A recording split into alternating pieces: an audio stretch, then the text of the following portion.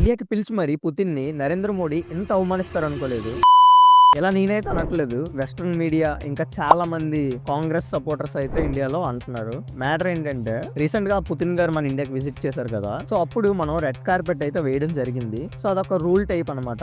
వేరే country leaders గానీ high power ఉన్న పీపుల్ గానీ వేరే కంట్రీకి వెళ్తే రిసీవింగ్ కంట్రీ అదొక రెస్పెక్ట్ఫుల్ గెస్చర్ లాగా వాళ్ళు నడిచే పాత్రలో అంతటిని నీట్ గా రెడ్ కార్పెట్ అయితే కప్పుతారు అనమాట. సో మొన్న పుతిన్ గారు వచ్చారు కదా, అప్పుడు కూడా మన ఇండియన్ గవర్నమెంట్ అయితే కప్పడం జరిగింది. కానీ ప్రాబ్లం ఏంటంటే ఆ కప్పిన రెడ్ కార్పెట్ అయితే చాలా చండాలంగా ఉందంట. అస్సలు ప్రాపర్ గా లేదు, నలిగిపోయి ఉందని అయితే ఫుల్ గా కామెంట్స్ చేస్తున్నారు. ఇండియాకి అసలు సెన్స్ ఉందా, ఏం చేస్తున్నారు, అంత టైం ఉండి అంత ప్రిపరేషన్ ఉండి కూడా ఇంత వరస్ట్ పర్ఫార్మెన్స్ అని అయితే చాలా మంది బ్లేమ్ చేస్తున్నారు. అండ్ అలాగే కొన్ని ఫౌంటైన్ పిక్స్ కూడా చూపిస్తున్నారు, అవి చాలా డర్టీగా ఉన్నాయి అది ఇది అని అంటున్నారు. సో వీటిపైన నా రియాక్షన్ ఏంటంటే పుతిన్ గారు వీటిని పట్టించుకొని కూడా ఉండరు, చాలా మైనర్ మిస్టేక్స్ ఇవి. సో అలా అని చెప్పి కరెక్ట్ అని అంటే కాదు, నెక్స్ట్ టైం ఛాన్స్ అవ్వడం మంచిది. అండ్ ఇప్పుడు వీళ్ళు ఎంత చిన్న విషయానికి ఎంత ఎందుకు మండిపోతున్నారు అనుకున్నారు ఈ వెస్ట్రన్ మీడియా అండ్ కాంగ్రెస్ వాళ్ళు వీళ్ళందరూ కలిపి? ఎందుకంటే రష్యా లాంటి సూపర్ పవర్ తో మన ఇండియా దగ్గరికి వెళ్తుంది కదా, అందుకు ఇది కడుపులో మంట.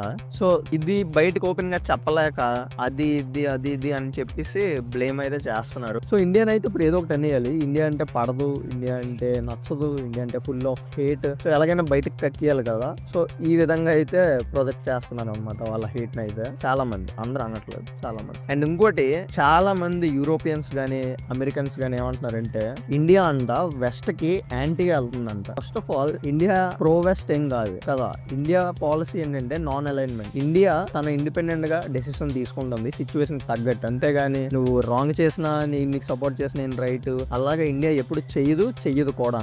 రష్యాతో మనం కలిసి ఉంటున్నాం, కలిసి మూవ్ అవుతున్నాం. ఎందుకంటే రష్యా మనకి హిస్టారికల్ ఫ్రెండ్. అండ్ అలానే ఇప్పుడు కూడా మనకి ఆయిల్ అయితే చాలా చీప్ గా ఇస్తుంది. సో బాండింగ్ అనేది మనం ఎప్పుడు మర్చిపోం. సో దీన్ని పట్టుకొని ఇండియా పెట్రోల్ కొనట్లేదు, రక్తాన్ని కొంటుంది, మా యుక్రెయిన్ మీద వార్ చేయడానికి మీరే కారణం, కావాలని ఇండియా ఫండింగ్ చేస్తుంది వార్ ని, కొన్ని లక్షల మంది చచ్చిపోతున్నారు, ఇండియాకే తగులుతుంది శాపం, అది ఇది అని చెప్పి పిచ్చి కుక్కల్లా వాగుతున్నారు. ఎవరు వీళ్ళందరూ? మళ్ళీ whites and Europeans, pro west అండి వీళ్ళందరూ. సో నేనైతే కొంతమంది యూరోపియన్స్ తో మాట్లాడడం జరిగింది. వాళ్ళందరూ అయితే ఒకటే అంటున్నారు, ఇండియా ఇప్పుడు ఫుల్ ఆఫ్ యాంటీ వెస్ట్ గా వెళ్తుంది, ఇది చాలా మంచిది కాదు, మా యుక్రెయిన్ రక్తం మీద వీళ్ళు బిజినెస్ చేసుకుంటున్నారు ఇండియా, ఇది మీకు ఫ్యూచర్ లో ఎఫెక్ట్ అయిపోతుంది అది ఇది అని చెప్పి భయపడుతున్నారు. నాకైతే ఒకటే డౌట్, ఈ వెస్ట్ అంటున్నారు కదా, ఈ వెస్ట్ అందరికి బిగ్ డాడీ ఎవరు? అమెరికా ఫ్యూ మంత్స్ బ్యాక్ ఏం చేసింది? అమెరికా గ్రాండ్ గా మన పుతిన్ గారిని వెల్కమ్ చేసి B2 బాంబర్లు ఎగరేసి F-16లు F-22 ఫుల్ ఎగరేసి మళ్ళీ గిఫ్ట్లు ఇచ్చి అవన్నీ లేవు. అంటే అమెరికా రష్యాని పుతిన్ ని ఎంత బాగా రిసీవ్ చేసుకున్నా, ఎంత బాగా